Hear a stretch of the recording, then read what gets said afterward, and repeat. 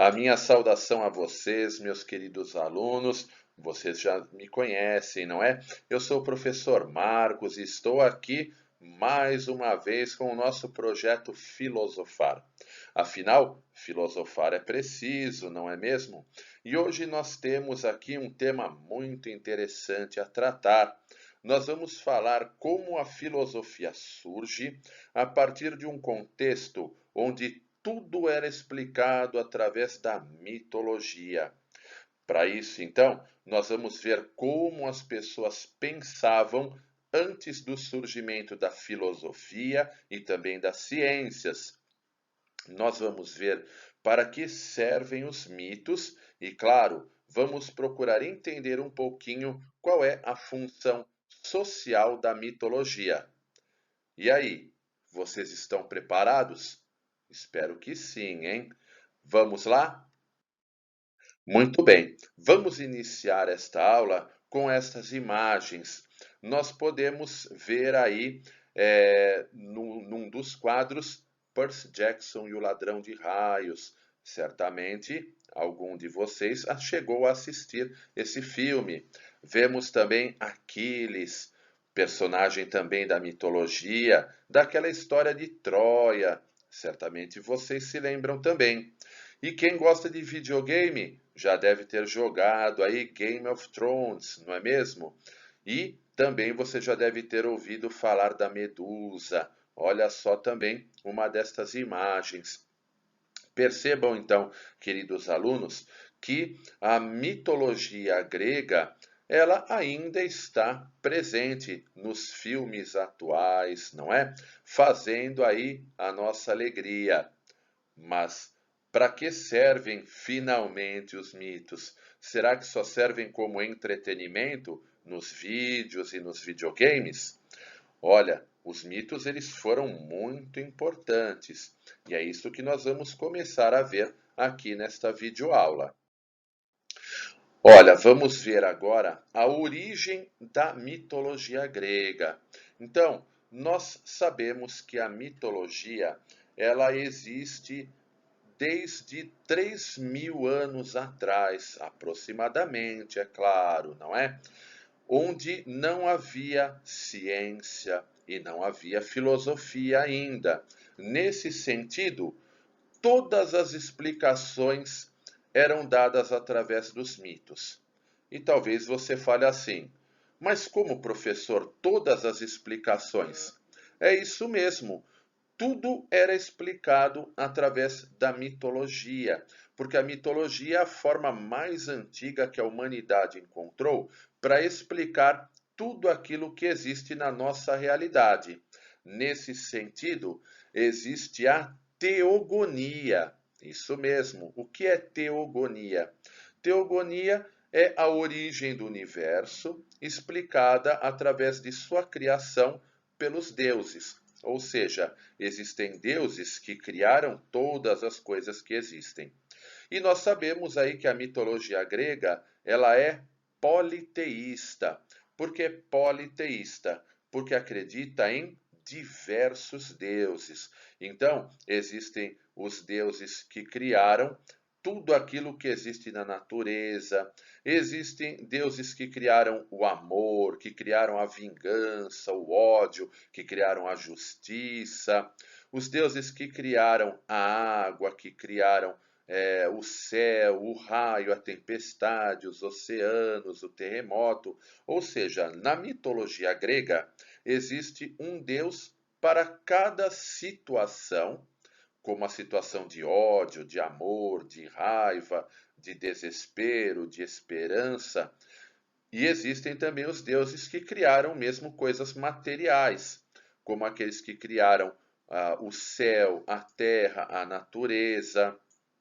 Então, a mitologia explica diversas coisas existentes ou diversas situações existentes aqui no nosso mundo.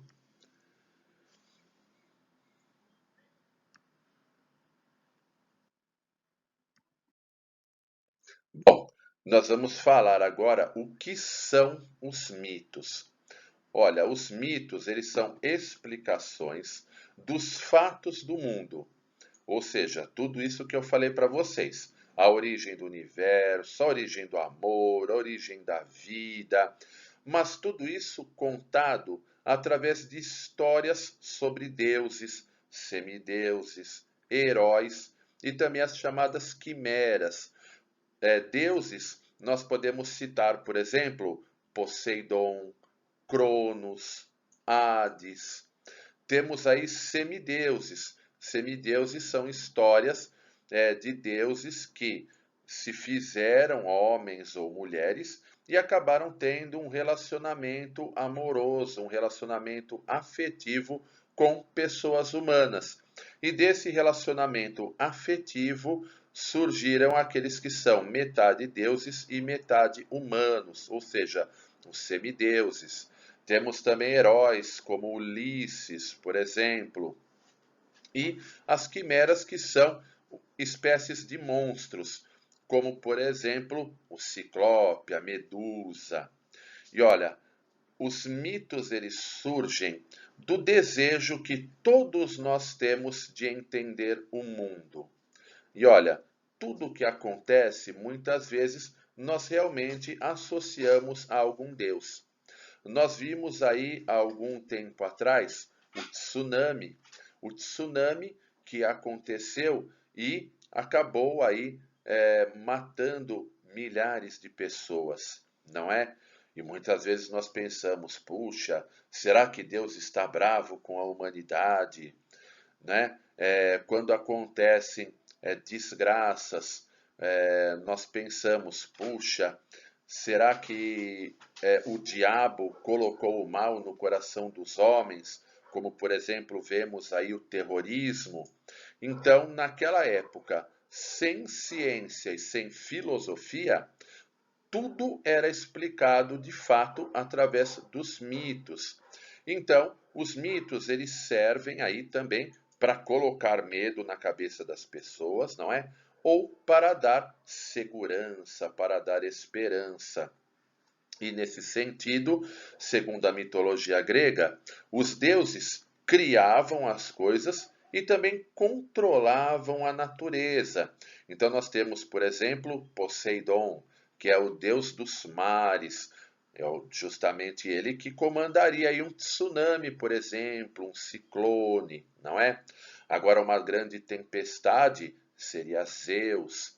Então, os deuses eles tinham aí características especiais, como por exemplo o antropomorfismo.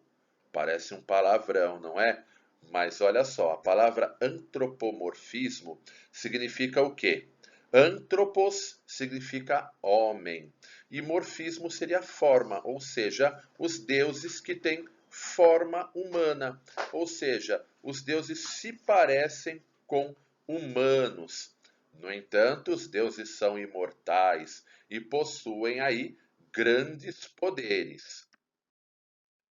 Olha, como características da mitologia, nós dizemos que uma delas é transmitir as mensagens de uma forma não crítica, mas através de dogmas.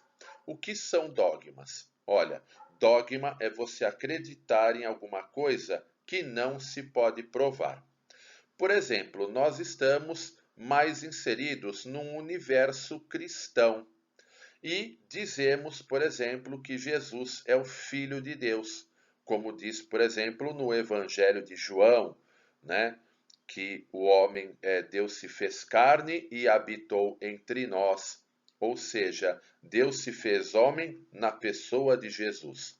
Bom, historicamente nós sabemos que Jesus realmente existiu.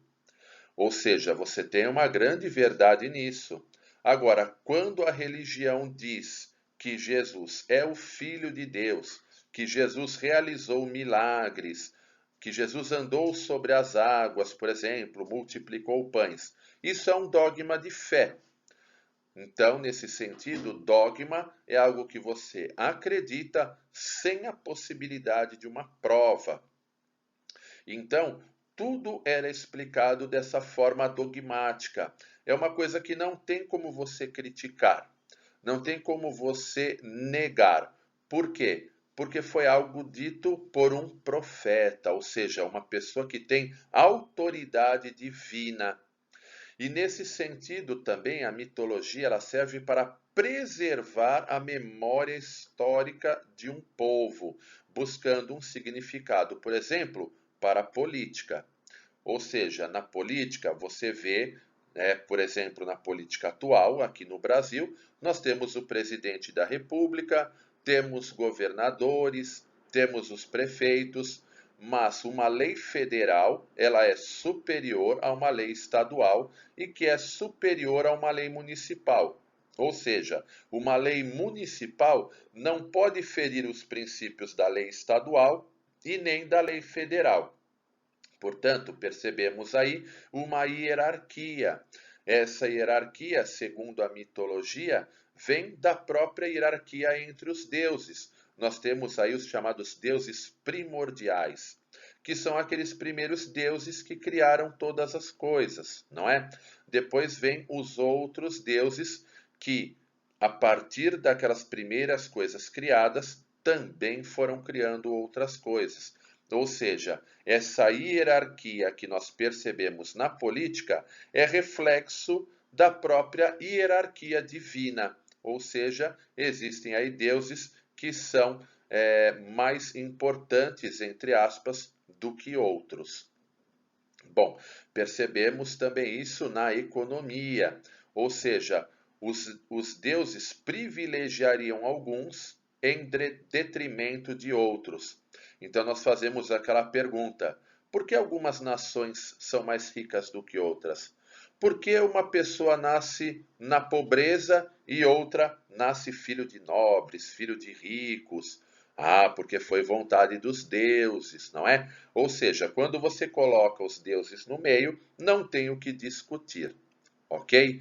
Bom, apesar da linguagem mítica ela ser construída de uma forma fantasiosa, o mito ele busca comunicar uma verdade, ou seja, é verdade que existem pessoas que nascem ricas e pessoas que nascem pobres. E aí, a partir de um fato real, você busca uma explicação nesse mundo fantasioso, nesse mundo alegórico que é o mundo mítico. Ou seja, você parte da realidade para explicar através da mitologia esse fato. Podemos também dar um outro exemplo, que são as Olimpíadas. O que são as Olimpíadas? Olha, elas surgem como uma série de competições atléticas, não é? Disputadas aí na cidade-estado, ou seja, na polis, a fim de homenagear os deuses. O que é que isso nos prova? Isso nos prova que todas as pessoas acreditavam na mitologia. Isso mesmo. Provavelmente, claro, algumas pessoas não acreditavam. Da mesma forma que hoje existem pessoas que são ateias. Naquela época também, com certeza, existiam pessoas ateias, mas a maioria acreditava realmente na mitologia. E agora, queridos alunos, vamos fazer uma breve revisão do conteúdo que vimos hoje. Olha, o tema trabalhado é da mitologia à filosofia, primeira parte. Afinal, nós estamos querendo entender nessa videoaula como as pessoas pensavam antes do surgimento da filosofia. Afinal, antes da filosofia também não existia a ciência. E vimos aí para que servem os mitos. Os mitos, eles são histórias sobre deuses, heróis, semideuses, quimeras. Essas histórias, elas servem aí para explicar a realidade, para explicar a origem do universo, para explicar a origem do amor, do ódio, por que alguns povos ganham as guerras, por que outros perdem, porque existem pessoas que já nascem com um problema de saúde, outros nascem saudáveis. E claro que dentro disso, a mitologia também exerce uma função social, a função de trazer esperança, ou a função de colocar o medo também no coração e na mente das pessoas, ok? Meus queridos alunos, espero que vocês tenham entendido o conteúdo da aula de hoje e estamos sempre à disposição para tirar as suas dúvidas, viu? Um forte abraço a vocês e até a próxima videoaula. Bons estudos e até lá!